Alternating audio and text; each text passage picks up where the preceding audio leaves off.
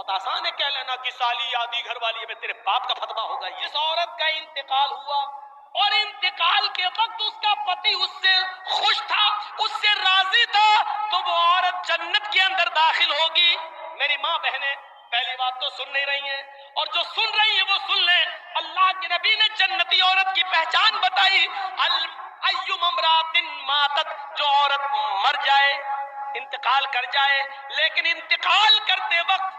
اس کا پتی، اس کا ہسبینڈ اس سے راضی تھا، اس سے خوش تھا، فدخلت الجنہ، تو یہ عورت جنت کے اندر جائے گی۔ لیکن اس کے الٹے بھی فرمایا کہ جو عورت مر گئی اس حال میں کہ اس کا پتی اس سے راضی نہیں تھا، اس سے خوش نہیں تھا، تو وہ کتنی بڑی نمازی ہو، چاہے تہجد کی نمازی کیوں نہ پڑھتی ہو، وہ جنت کے اندر داخل نہیں ہو سکتی۔ چاہے کتنی روزے دار ہو، وہ جنت کے اندر نہیں جا سکتی ہے۔ میرے پیارے ساتھیوں، ہمیں اپنی بیٹیوں کو یہ تعلیم دینا چاہیے تاکہ وہ جب گھر سے جائیں، سسرال میں جائیں، تو وہ اپنے پتی کو عزت کی نظر سے دیکھیں اور ان کو خوش رکھنے کی کوشش کریں۔ میرے بھائیوں، ہم نے یہ تعلیم نہیں دی ہے، اپنی بیٹیوں کے ہاتھ میں موبائل دے دیا ہے، ہماری بیٹیاں موبائلوں میں ڈرامے دیکھ رہی ہیں، اور جیسے بتایا جا رہا ہے اس طریقے سے آج وہ اپنے پتیوں کے ساتھ اپنی زندگی گزار رہی ہیں۔ ہم نے مذاق سمجھ رکھا ہے اسلام کو۔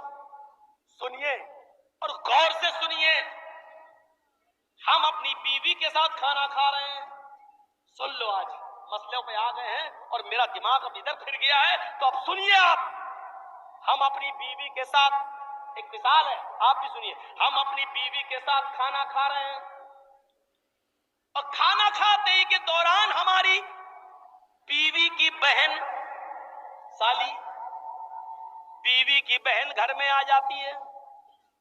اور میری بیوی اپنی بہن کو کہہ رہی ہے آؤ آؤ تم بھی کھانا کھا لو، آؤ آؤ کوئی بات نہیں آؤ، اور سالی بھی بیٹھ گئی۔ سنو، کلیجہ ہے تو سنو، دل اور گردے ہیں تو سنو، اسلام پانی اور رنگ کی طرح اگر ہم اسلام کو اپنے اندر بسانا چاہتے ہیں تو سنو، بیوی کی موجودگی میں بھی، بیوی کی موجودگی میں بھی، بیوی کے سامنے بھی ہم اپنی سالی کے ساتھ بیٹھ کر کھانا نہیں کھا سکتے ہیں۔ میری سالی بھی میرے ساتھ بیٹھ کر میری بیوی کی موجودگی میں بھی میرے ساتھ کھانا نہیں کھا سکتی ہے۔ اسلام ہماری بیوی کی بہن کو، ہماری سالی کو بھی بیوی کی موجودگی میں بھی بہنوئی کے ساتھ کھانا کھانے کی اجازت نہیں دیتا۔ اپنی سالیوں کو اسکول پہنچانے والوں، اپنے گاؤں سے کشن گنج اور سلی گڑی تک لے جانے والوں، اپنی بائک پر بٹھا کے گھمانے والوں، کان کے پردے کھول کر سن لو، تمہاری سالی کا باپ یعنی تمہارا سسر بھی اگر تمہیں اجازت دے رہا ہو اور بیوی بھی کہہ رہی ہو جاؤ میری بہن کو اسکول چھوڑاؤ، جاؤ میری بہن کو ہاسپٹل لے کر اس کو ڈاکٹر کے پاس اس کا علاج کرایا، سلی گڑی لے جاؤ، بیوی کی پرمیشن کے باوجود، باپ کی سسر کی اجازت کے باوجود بہنوئی کے لیے جائز نہیں ہے کہ وہ اپنی سالی کو اکیلے تنہے تنہا اپنی بائک یا فور ویلر پر سلی گڑی لے جائے، کشن گنج لے جائے، یہ حرام ہے اس کے لیے۔ کلیجہ تھام کے بیٹھو اور دیکھو ہمارے معاشرے کے اندر یہ برائی پائی جا رہی کہ نہیں پائی جا رہی ہے، پائی جا رہی کہ نہیں پائی جا رہی ہے۔ جب بیوی کی اجازت اور سسر کی اجازت کے بعد بھی جائز نہیں ہے تو بنا اجازت گھمانا یہ کیسے جائز ہو جائے؟ تیرے باپ کا سسٹم ہوگا یہ، تیری بہن بھی کسی کی سالی ہوگی، وہ بھی اس کی آدھی گھر والی ہوگی، اس کو اس نظریے سے دیکھنے کی کوشش کرو۔ اسلام کے اندر سالی کو بھی بہنوئی سے پردہ کرنا پڑے گا، اس لیے کہ بیوی کے انتقال کے بعد یا بیوی کی طلاق کے بعد سالی کے ساتھ نکاح جائز ہو جاتا ہے، اور جس کے ساتھ نکاح جائز ہو اس سے پردہ ضروری ہے۔ جہاں یہ مسئلہ سالی کے ساتھ ہے وہیں یہ مسئلہ بھابھی کے اوپر بھی لاگو ہوتا ہے۔ سن لو، ہماری بھابھی اپنے شوہر کے ساتھ کھانا کھا رہی ہے، یا جرجیز صاحب کھانا کھا رہے ہیں اور جرجیز صاحب کے بھائی کی بیوی یعنی بھابھی ہمارے روم میں آ جاتی ہے اور ہمارا بھائی بھی وہیں بیٹھ کر میرے ساتھ کھانا کھا رہا ہے، اور بھائی نے کہہ دیا اپنی بیوی سے آؤ آؤ تم بھی کھانا کھا لو، کوئی بات نہیں دیور ہے تمہارے، بیٹھو۔ بھائی کی پرمیشن کے باوجود، شوہر کی اجازت کے باوجود بھابھی کے لیے دیور کے ساتھ کھانا کھانا جائز نہیں ہے۔ بھائی کی پرمیشن کے باوجود بھابھی کو اکیلے بائک پہ بٹھا کے کشن گنج اور دارجلنگ لے جانا، سلیگوڑی لے جانا جائز نہیں ہے۔ دلیل یہ ارائیت الحم یا رسول اللہ، ایک عورت نے سوال کیا اے اللہ کے نبی کیا میں دیور سے بھی پردہ کروں؟ دیور ہمارے گھر میں رہتا ہے، جوائنٹ فیملی ہے،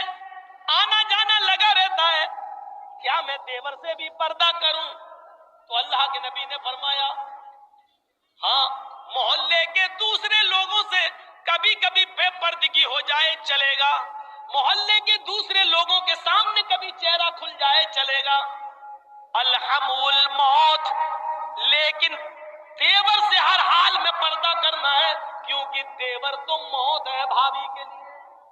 یہ زبان ہماری نہیں ہے، ہماری زبان ضرور ہے لیکن الفاظ محمد رسول اللہ کے ہیں، حدیث جناب محمد رسول اللہ صلی اللہ علیہ وسلم کی ہے، الحم الموت، دیور بھابھی کے لیے موت ہے۔ اب اندازہ لگاؤ جو موت ہو وہ موت کیسے بھابھی کو لے کے جا سکتا ہے اپنے گھر سے باہر؟ صاحب میرے بھائی نے اجازت دے دی، یہاں بھائی کی اجازت نہیں چلے گی، یہاں شریعت کا حکم چلے گا، شریعت کا حکم۔ ہم ان چیزوں پر غور کریں، سوچیں کیا اسلام کے ساتھ ہمارا تعلق یہ ہے؟ یا ایھا الذین آمنوا ادخلوا فی السلم کافہ، ایمانو والو تم اسلام کے اندر پورے کے پورے داخل ہو جاؤ۔ بچوں کے ساتھ ہمارا تعلق کیا ہے؟ فرمایا جب تمہارے گھر میں بچہ پیدا ہو، جب تمہارے گھر میں بچہ پیدا ہو تو 7ویں دن اس کا عقیقہ کرو، اس کے سر کے بال کاٹو، پورا ٹکلا 7ویں دن اس کے سر کے سارے بال چھلو، اور بالوں کے وزن کے برابر چاندی غریبوں اور مسکینوں میں تقسیم کرو۔ مان لیجئے سارے بال ہم نے کاٹے اور 5 گرام ہوئے، تو 5 گرام چاندی یا 5 گرام چاندی کی قیمت غریبوں میں مسکینوں میں دی جائے گی، اور یہ اسلام کا ایک حصہ ہے، اس سے آپ بچ نہیں سکتے ہو۔ 7ویں دن اس کا اچھا نام رکھو، گڈو پپو نہیں، ٹوئنکل نہیں، لڑکیوں کے نام ویٹی سویٹی نہیں، اچھا نام رکھو، نام کا اثر پڑتا ہے، قیامت کے دن ناموں سے بلایا جائے گا۔ اچھا نام رکھو جس کا معنی اچھا ہو۔ جب 7واں دن ہو جائے تو اس کا عقیقہ کرو، اور مسئلہ یاد رکھنا عقیقہ صرف 7ویں ہی دن ہے، 14ویں دن کی دلیل نہیں ہے، 21ویں دن کی دلیل صحیح نہیں ہے کہ 7ویں دن طاقت نہ ہو تو 14ویں دن کر لو، 14ویں دن نہ ہو تو 21ویں دن کر لو، نہیں، عقیقہ صرف 7ویں دن ہے، اور 7ویں دن کسی مجبوری کی وجہ سے اگر آپ نہیں کر سکے تو جب تمہیں موقع ملے، جب تمہارے پاس مجبوری ختم ہو جائے اس وقت کر لو۔ 7ویں دن نہیں کیا اور 8ویں دن مجبوری ختم ہو گئی تو 8ویں دن کر لو، 9ویں دن مجبوری ختم ہو گئی تو 9ویں دن کر لو۔ اب یہ نہیں کہ 7ویں دن نہیں کیا تو 14ویں دن کر لیں گے، نہیں، 14ویں دن کا انتظار نہیں کیا جائے گا، 14वें दिन भी मजबूरी रही, 21वें दिन भी रही। तो जब तुम्हारी मजबूरी खत्म हो जाए तब कर लो, और जब तक उस बच्चे का अकीका कर नहीं लिया जाएगा, उस बच्चे की दुआ बाप के हक में कबूल नहीं होगी। समझ रहे हैं ना? रहन है रहन, बच्चा